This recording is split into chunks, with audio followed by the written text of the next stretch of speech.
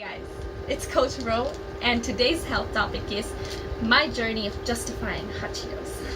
So, I have a very intricate relationship with hot Cheetos, and I really want to share it because it's something that I've been avoiding for a long time, but that I think I'm not the only one. So, I want to talk about it. Since I talk about health and I teach people how to lose weight and stuff, obviously, I should be the healthiest person in the world, right?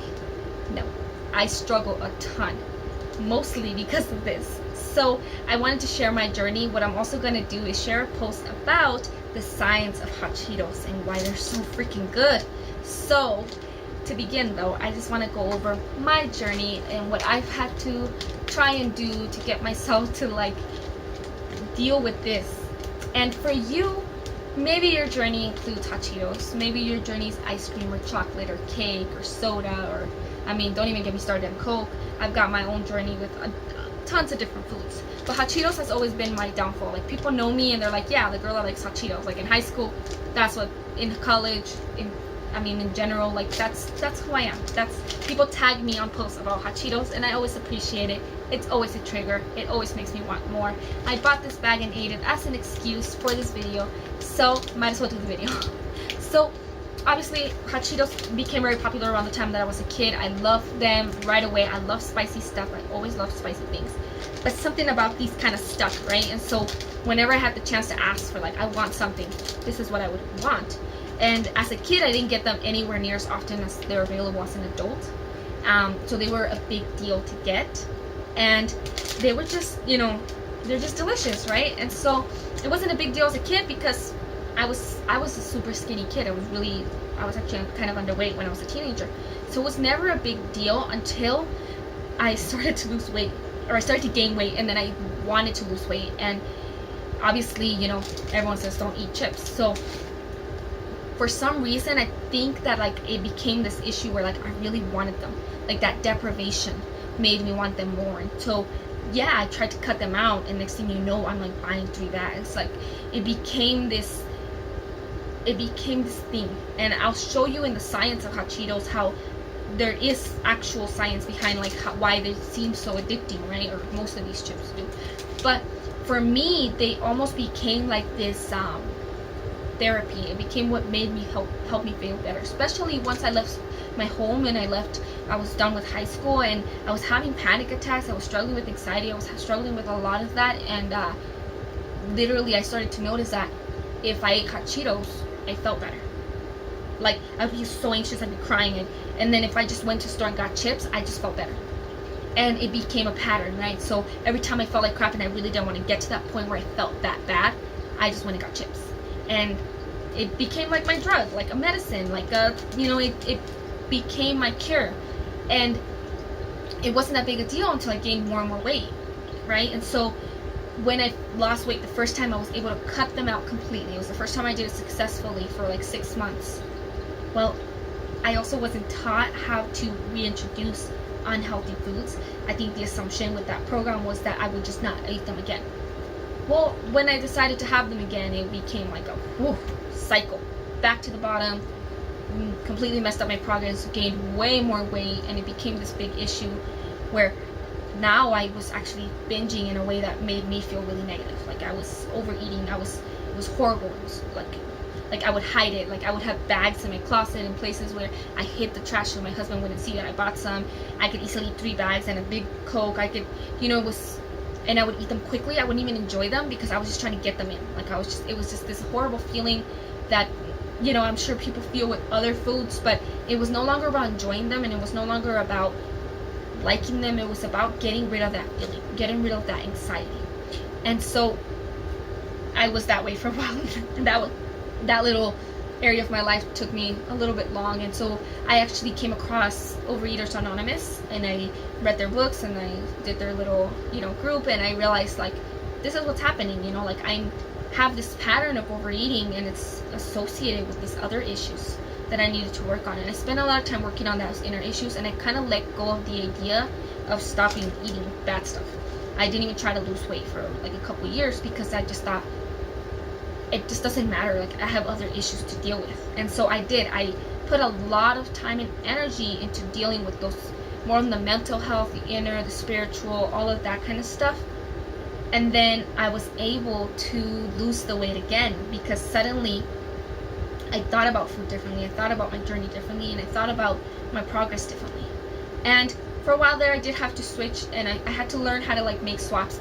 Before this, when I was learning about nutrition, when I was getting my certification and everything, I was like, okay, so now I'm being taught, like, so they have this much fat and this much carbs, so if I have this much and I eat this, then I could have this. And so I started trying to justify it. Like, I remember so when I first learned just the basics of nutrition, right? Now, later on, like in the beginning, when I just knew the minimum of what I needed, I thought, if I just eat one of these and a Coke a day, if I just eat egg whites with kale and water all day, I can get enough protein, enough carbs, and enough fat, and I'm good.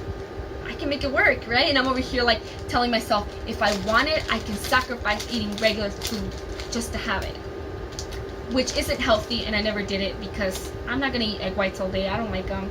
I like kale, but I'm not gonna eat that all day. Like, if anything, what it would do is I would say, I'm only gonna have this, and then I would just end up eating more stuff. And so I had to kind of change the way I thought about the food. And then when I learned more about nutrition, I realized, okay, I don't have to go to that extreme, but I can work it in. Or I could swap, so I like have baked Cheetos, or I have Cheetos one day but I don't have this. And then I started to learn how to change that relationship. I was able to lose the weight and then reintroduce hot Cheetos normally, and it's a struggle. I can tell you it's difficult, because it's never just the bad, it's what it does to you later. And so that's where understanding kind of the science of what your body does, when it's first mentally understanding that if you're giving it the drug, you're creating new patterns every time you get a reward. So you have to understand how to change those patterns. So like, I'll eat them now, but I eat them with something that has fiber, so that my body won't have the blood sugar spike and won't get the same reaction. I have changed the portion amounts to make sure that I'm not eating in a way that will cause too much weight gain. And I change, I have to think about it, because I know that I'll never be somebody who could just eat a couple chips and then not like want to eat a family-sized bag in that same hour. I don't have that self-control, and that doesn't have to be a bad thing. I think people are like, well, you should have better willpower. Not everyone does. A lot of people really do struggle, and maybe it's because they have an addictive personality or they have other issues, and it is sometimes really easy to choose something that will make you feel better versus having to feel the feelings that you're feeling. For some people it's alcohol, for some people it's drugs, for some people it's sex or gambling or shopping. There's a reason there's so many silly addictions out in the world, and it comes down to this, our inability to cope with our emotions and our wanting to numb it, right? Anything can numb it. If it works, you're going to keep doing it. So you got to recognize that you can't allow yourself to take that action, and you have to let yourself feel the feelings. So I'm changing. Part of my journey right now is to change the way I associate this action.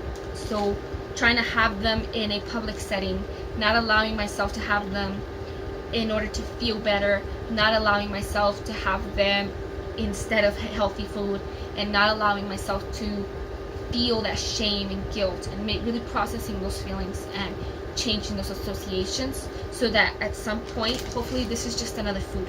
It's just something that exists, but it doesn't like run my life, and it won't cause me to like be completely unhealthy for the rest of my life. I don't think hot Cheetos are the problem specifically, although I gotta say there are the perfect food for this kind of problem to exist. But I think anything could be. So if you're somebody who's struggling with this kind of issue, with whatever substance it could be, but if it's food, because food's really hard to like, you can't just say I'm not eating food anymore. It's not like drugs, like it's legal.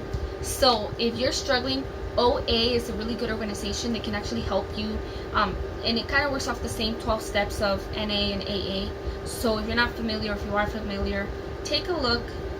It's something that might just help you and give you just a different way of thinking about how you're reacting to food.